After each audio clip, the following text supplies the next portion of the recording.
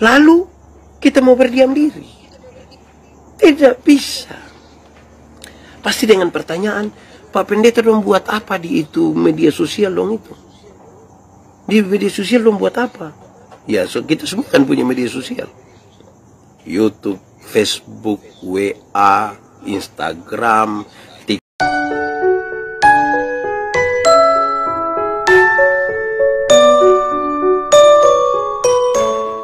bahwa perkembangan dunia saat ini, perkembangan ilmu pengetahuan sudah tidak bisa kita bendung lagi. Kalau kita mau jujur, sesungguhnya kita sudah sangat tergantung terhadap alat-alat elektronik kan. Dulu ketika kita jalan keluar dari rumah, waktu kita keluar dari rumah, kan tidak ada HP. Paling-paling ada telepon di rumah. Kita tidak pernah berpikir apa-apa. Nanti ketika pulang baru anak-anak kasih tahu, Papa tadi ada telepon. Tapi coba sekarang, ada yang berani keluar dari rumah dan dia lupa HP. Itu dia rasa dia punya separuh jiwa telah pergi itu. Dia akan segera pulang. Listrik mati barang 5 menit kita pikiran. Kita sudah sangat tergantung terhadap perkembangan ilmu pengetahuan dan teknologi kan. Lalu perkembangan ilmu pengetahuan dan teknologi ini kemudian membentuk kita, membuat kita tanpa sadar kita punya gaya hidup yang baru. Semacam ada budaya baru.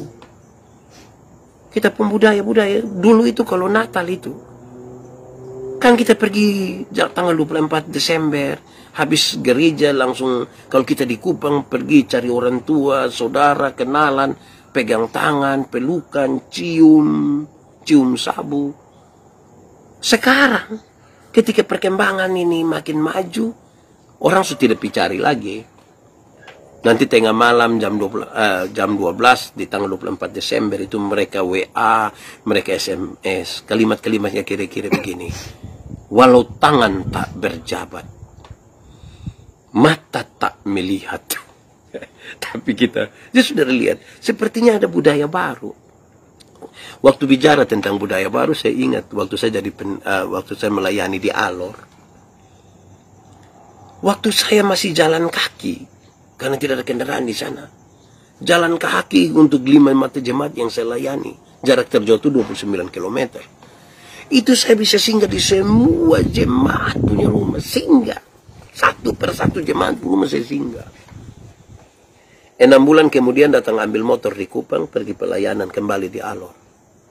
Itu lewat dengan motor sudah tidak singgah lagi. Hanya pipip, pipip. Bapak lewat dulu, pipip. Jadi ketika perkembangan itu ada budaya baru. Waktu saya merenungkan hal ini, saya membayangkan kita mesti kontrol. Kalau kita tidak kontrol, kita pun budaya ini jadi bermasalah nanti. Jangan-jangan nilai-nilai etik, moral, iman itu menjadi hilang karena upaya melewati batas itu. Dulu ketika kita masih kecil, saya bayangkan saya satu angkatan dengan Ibu Grace Zakarias ini. Umur kita kurang lebih sama. Di zaman kita ketika orang tua tanya, Yandi di mana? Kita di dalam kamar. Ya selesai masalah. Anak-anak sekarang ketika mereka ada di dalam kamar, belum tentu mereka selesai masalah. Mereka bisa merambah sampai ke seluruh dunia. Karena itu perkembangan ini mesti kita jaga, mesti kita kontrol. Ada begitu banyak orang ada di ruang-ruang dari perkembangan ilmu pengetahuan, juga termasuk perkembangan teknologi ini. Sampai ke yang media-media sosial seperti ini. Mereka ada. Semua orang pegang HP. HP mereka Android. Mereka bisa akses apa saja. Yang menarik adalah ketika kita berpikir gereja itu masih seperti dulu, berkumpul di satu tempat, panggil orang datang, makin banyak orang tidak datang, makin banyak pendeta tidak bisa menjamin orang berkumpul di dalam gereja lagi seperti 10 tahun yang sekarang ini. Nah, mereka ada di mana? Mereka ada di ruang media sosial. Kemungkinan besar mereka tidak bergereja. Kemungkinan besar mereka tidak bergereja. Lalu kita mau berdiam diri? Tidak bisa.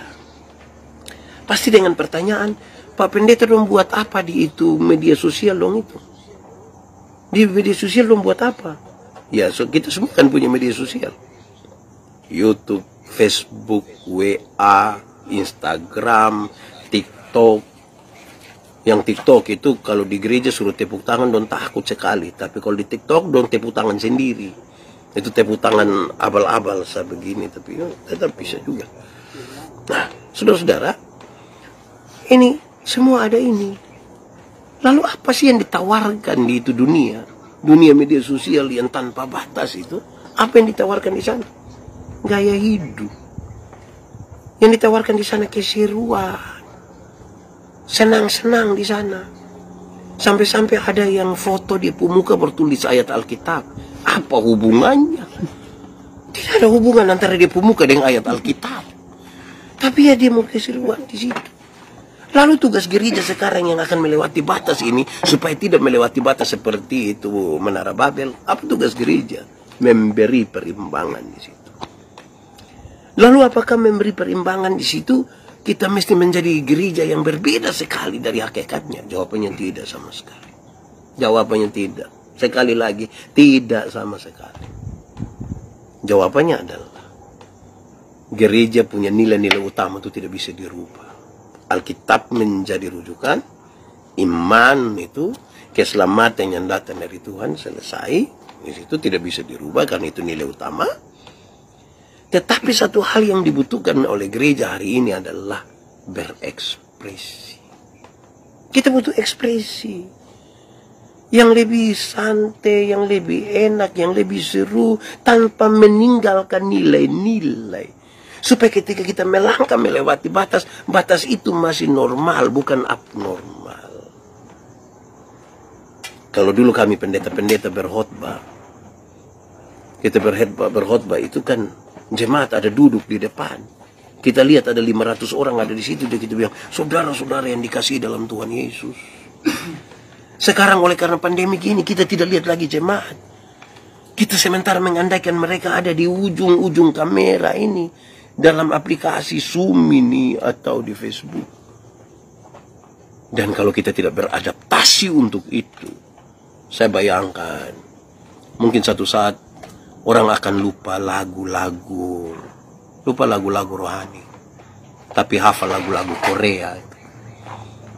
Apalagi anak-anak kita. Sangat luar biasa kan perkembangan ini. Mereka telah mendahului kita melangkah melewati batas. Mereka telah mendahului kita melangkah melewati batas. Lalu di manakah kita? Jangan-jangan ketika mereka melangkah melewati batas itu, mereka telah di batas yang salah.